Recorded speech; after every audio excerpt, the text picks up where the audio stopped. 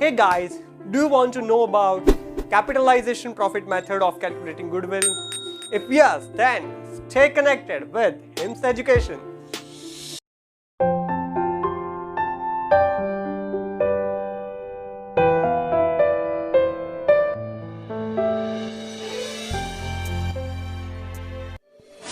HIMS Education, the way to excellence. Hey friends, welcome to HIMS Education, the way to excellence. आज के इस video के अंदर हम लोग डिस्कस करेंगे कि what is the meaning of capitalised profit. Goodwill को इवैल्यूएट करने की आखिरी जो मेथड है that is capitalisation of profit method, उसकी मदद से गुडविल का इवैल्यूएशन किस तरह से किया जाता है उसके बारे में डिस्कस करेंगे। But before moving on with this video, make sure कि आप लोगों ने इसी मेथड का, इसी चैप्टर का प्रीवियस वीडियो आप लोगों ने देख लिया है। प्रीवियस वीडियो के अंदर हम लोगों ने डिस्कस किया था कि किस तरह से सुपर प्रॉफिट मेथड और capitalised value of profit method के अंदर किस तरह से डिफरेंस है। सुपर प्रॉफिट मेथड के अंदर हम लोग प्रॉफिट कंपेयर कर रहे थे कि नॉर्मली आपका प्रॉफिट बाकी के ऑर्गेनाइजेशन के प्रॉफिट से कितना ज्यादा है और ये ज्यादा प्रॉफिट अर्न करने की कैपेसिटी आने वाले कितने सालों तक आपके पास है। That was the interpretation of super profit method, right. दो स्टूडेंट्स है तो दोनों स्टूडेंट्स के मार्क्स को कंपेयर किया जाता था, राइट।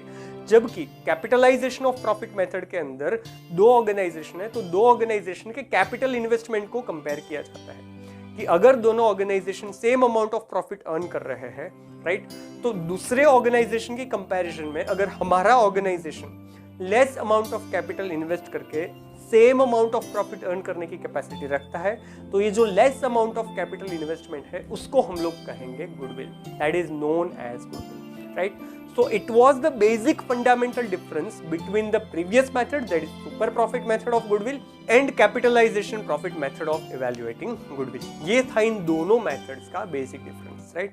अभी इसी चीज को अकाउंटिंग की लैंग्वेज में समझने की कोशिश करते हैं।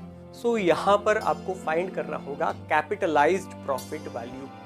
Capitalized profit की वैल्यू क्या है वो आपको फाइंड करनी होगी। अभी इसी चीज को फाइंड करने के लिए हमको थोड़ा रिवर्स इंजीनियरिंग करना होगा। अभी यहाँ पर अगर मैं आपको एक एग्जांपल देता हूँ कि से फॉर एग्जांपल हमारे पास 1 लाख रुपए है, राइट, और ये 1 लाख रुपए अगर हम किसी बैंक में इन्वेस्ट कर रहे हैं, राइट, जो कि बैंकर हमको बोल रहा है कि अगर 1 लाख रुपए आप हमारी बैंक में इन्वेस्ट करोगे तो आपको 10% रेट ऑफ रिटर्न मिलेगा, आपको जो इंटरेस्ट मिलेगा दैट वुड बी 10%, राइट। सो 1 लाख का 10% निकालोगे तो आपको eight the end of the year interest मिलेगा 10,000 रुपीज, राइट। ये था हमारा फर्स्ट इंजीनियरिंग। तो यहाँ पर हम लोग एक चीज समझे कि 1 लाख रुपए अगर हम लोग बैंक में इन्वेस्ट कर रहे हैं और अगर 10% रेट ऑफ रिटर्न है तो उसके हिसाब से eight the end of the year हमको 10,000 रुपीज का प्रॉफिट मिलेगा, राइट। अभी इसी चीज को उल्टे तरीके से समझने की कोशिश करते हैं। अगर मैं आपको पूछूं कि अगर मेरी एक्सपेक्टेड प्रॉफिट अर्न करने की एक्सपेक्टेशन है 10,000 रुपीज, अगर मैं बैंकर को जाकर के बोलता हूं कि मुझे eight the end of the year 10,000 रुपए का प्रॉफिट कमाना है, मुझे eight the end of the year 10,000 रुपए का इंटरेस्ट चाहिए, राइट, तो बैंकर मुझे कैलकुलेट करके बोलेगा कि सर अगर आपको 10,000 का प्रॉफिट अर्न करना है और अगर हमारी बैंक के अंदर नॉर्मल रेट ऑफ इंटरेस्ट 10% है, that is expected rate of return 10% है, तो 10,000 का प्रॉफिट अर्न करने के लिए 10% के हिसाब से आपको कम से कम 1 लाख रुपयों का इन्वेस्टमेंट करना होगा, राइट। तो ये 10,000 के ऊपर से जिस तरह से हम लोगों ने 1 लाख का इन्वेस्टमेंट किया, इसको हम लोग बोलते हैं किसी प्रॉफिट की वैल्यू कैपिटलाइज करना। इस एग्जाम्पल के अंदर हम लोगों ने इंटरेस्ट की वैल्यू को कैपिटलाइज किया, जैसे कि 10,000 का प्रॉफिट अर्न करना है, 10,000 का इंटरेस्ट अर्न करना है और अगर रेट ऑफ इंटरेस्ट 10% है तो 10% के हिसाब से कितने रुपयों का इन्वेस्टमेंट मुझे करना पड़ेगा कि जिसकी मदद से मुझे eight the end of the year 10,000 का प्रॉफिट मिल जाए, राइट। तो उसकी रिवर्स इंजीनियरिंग, उसकी रिवर्स कैलकुलेशन करने के बाद हमको आंसर मिल जाएगा 1 लाख रुपया। तो 1 लाख रुपए की जो वैल्यू हमको मिली, उस 1 लाख रुपए की वैल्यू को हम लोग कहेंगे capitalised value of interest. That 1 lakh rupees is known as capitalized value of interest, right? तो जिस तरह से हम लोगों ने इस एग्जाम्पल के अंदर इंटरेस्ट को कैपिटलाइज्ड किया, उसी तरह से अकाउंटिंग की लैंग्वेज के अंदर इस मेथड की मदद से गुडविल को इवैल्यूएट करने के लिए हमको हमारे एवरेज प्रॉफिट को कैपिटलाइज्ड करना होगा, राइट। जैसे कि हमारा एक्चुअल एवरेज प्रॉफिट 10,000 रुपए है at the end of the year और normally expected rate of return 10% है। मतलब कि आप जो बिजनेस कर रहे हो उसी तरह के बिजनेस करने वाले बाकी के ऑर्गेनाइजेशन इन्वेस्टमेंट करने के बाद normally 10% rate of return earn कर सकते हैं, राइट। तो 10,000 रुपए का प्रॉफिट आपने अर्न किया है और normally expected rate of return 10% है, तो 10,000 के प्रॉफिट को एक्सपेक्टेड रेट ऑफ रिटर्न की मदद से कैपिटलाइज्ड करने के बाद कैपिटलाइज्ड प्रॉफिट की वैल्यू बन जाती है हमारे लिए 1 लाख रुपए। यानी कि 10,000 का प्रॉफिट 10% के हिसाब से अर्न करने के लिए हमने कम से कम 1 लाख रुपए का कैपिटल एम्प्लॉयड किया होना चाहिए। हमने कम से कम बिजनेस के अंदर 1 लाख रुपयों का कैपिटल इन्वेस्टमेंट करना चाहिए। इसी को दूसरे वर्ड्स के अंदर अगर हम लोग समझने की कोशिश करें तो अगर हमारा प्रॉफिट 10,000 रुपीज है और उसका एक्सपेक्टेड रेट ऑफ रिटर्न 10% है, तो इसका मतलब ये हुआ कि 10,000 का प्रॉफिट अर्न करने के लिए आप ही के जैसे बाकी के सिमिलर ऑर्गेनाइजेशन ने कम से कम 1 लाख रुपए अपने बिजनेस के अंदर लगाए होंगे। बाकी के सिमिलर बिजनेस ऑर्गेनाइजेशन की नॉर्मली कैपिटल एम्प्लॉयड 1 लाख रुपए की होनी चाहिए, राइट। और इसी कैलकुलेशन के बाद अगर आपकी खुद की एक्चुअल कैपिटल एम्प्लॉयड 1 लाख से कम है, मतलब कि बाकी के ऑर्गेनाइजेशन जब 1 लाख रुपयों का इन्वेस्टमेंट करेंगे तब 10,000 रुपए का प्रॉफिट अर्न कर रहे हैं, लेकिन आपने सिर्फ 80,000 रुपीज का इन्वेस्टमेंट करके 10,000 रुपए का प्रॉफिट अर्न कर लिया है, तो आपकी गुडविल की वैल्यू बन जाती है 20,000 रुपए। मतलब कि बाकी के ऑर्गेनाइजेशन की कंपैरिजन में आपने कितने कम रुपए इन्वेस्ट करके same amount of profit earn किया है।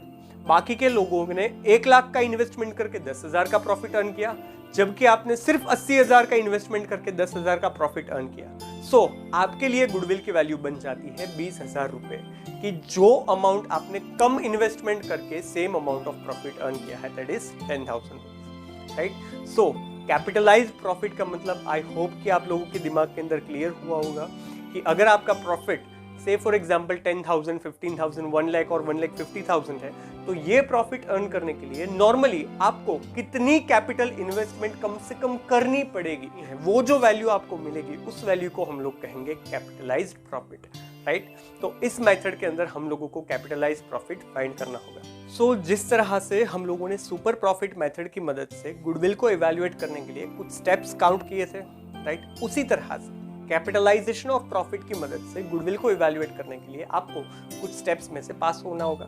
सो here the steps are: step number 1, calculation of capital employed. Previous video के अंदर हम लोगों ने डिस्कस किया था capital employed is equal to total capital invested in the business, और इसको कैलकुलेट करने की फॉर्मूला है capital employed is equal to total assets minus total liabilities, right. So total assets minus total liabilities करने के बाद आपको मिल जाएगा कैपिटल एम्प्लॉयड की value, right. Step number 2, calculation of average profit. Is it? तो जैसे कि मैंने आपको बताया था कि अगर आपके प्रॉफिट की वैल्यू फ्लक्चुएट हो रही है तो आपको कैलकुलेट करना होगा simple average profit, and if आपके प्रॉफिट की वैल्यू इंक्रीजिंग ट्रेंड दिखा रही है, पहले से लेकर के आखिर के साल तक आपके प्रॉफिट की वैल्यू कम से कम बढ़ रही है हर साल, तो you will have to apply weighted average profit method. So based on your information given in the question, आपको simple average profit या weighted average profit calculate करना होगा। So step number 2, calculation of average profit. Step number 3, calculation of capitalized profit. Capitalized value of profit. अब ये capitalized profit किस तरह से calculate करेंगे? जिस तरह से हम लोगों ने 10,000 के इंटरेस्ट को 10% के हिसाब से 1 लाख रुपए के अंदर कन्वर्ट किया, उसी तरह से यहाँ पर स्टेप नंबर 2 के अंदर आप लोगों ने जो प्रॉफिट फाइंड किया है, whether it is simple average profit और weighted average profit, वो अर्न करने के लिए नॉर्मल रेट ऑफ रिटर्न के हिसाब से आपको कितनी कैपिटल कम से कम इन्वेस्टमेंट करनी पड़ेगी, उसका आंसर मिलेगा। उसको हम लोग कहेंगे कैपिटलाइज्ड वैल्यू ऑफ प्रॉफिट, और capitalised value of profit find करने की फॉर्मूला है average profit divided by expected rate of return, right. Average profit यानी कि स्टेप नंबर 2 में आपने जो कुछ भी काउंट किया है, whether it is simple average profit और whether it is weighted average profit, so step number 2 की जो कुछ भी वैल्यू आ रही है उसके divided by expected rate of return. Expected rate of return के परसेंटेज आपको क्वेश्चन के अंदर दिए होंगे, इसको डिवाइड करने के बाद जो वैल्यू मिल जाएगी वो मिल जाएगी आपके लिए capitalised value of profit, right. और कैपिटलाइज्ड वैल्यू ऑफ प्रॉफिट का मतलब बड़े ही ध्यान से समझना, capitalised value of profit is equal to the minimum amount of capital investment that you must do in your business to earn the actual average profit that you have earned. आप लोगों ने जो प्रॉफिट अर्न किया है वो profit earn करने के लिए आपको कम से कम नॉर्मली कितनी कैपिटल इन्वेस्टमेंट करनी पड़ेगी, वो जो वैल्यू आती है उस वैल्यू को हम लोग कहेंगे capitalised value of profit. Is that so? Step number 1, calculation of capital employed. Step number 2, calculation of average profit. And step number 3, इस average profit को capitalized value में convert करना, that is calculation of capitalized profit. Is it? And finally, step number 4, calculation of goodwill. Goodwill is equal to value of capitalized profit minus value of capital employed. That is step number 3 के अंदर आप लोगों ने जो find किया, that is capitalized value of profit. Minus step number 1 के अंदर आपने जो फाइंड किया that is value of capital employed. मतलब कि आपने जो ये एवरेज प्रॉफिट अर्न किया है उसके लिए कितनी कैपिटल एम्प्लॉयड करनी चाहिए, उसके कंपैरिजन में आपने कितनी कैपिटल एक्चुअल में एम्प्लॉय करी है, कितनी कैपिटल एक्चुअल में बिजनेस में इन्वेस्ट करी है, राइट?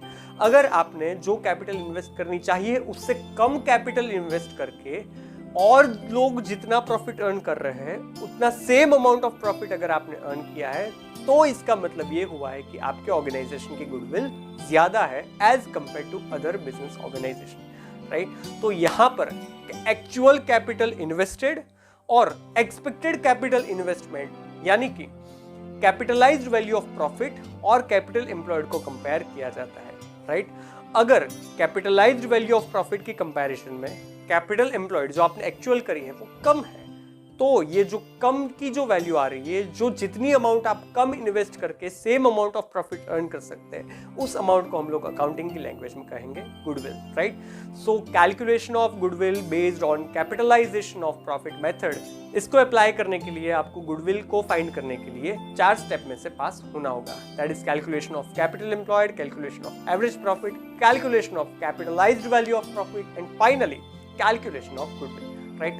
सो आज के वीडियो को अगर हम लोग सम अप करें तो यहाँ तक हम लोगों ने देखा कि what is the meaning of capitalised value of profit और सुपर प्रॉफिट के कंपैरिजन में कैपिटलाइज्ड वैल्यू ऑफ प्रॉफिट की क्या डिफरेंस है, दोनों में सिमिलैरिटी क्या है और दोनों के अंदर डिफरेंस क्या है, राइट?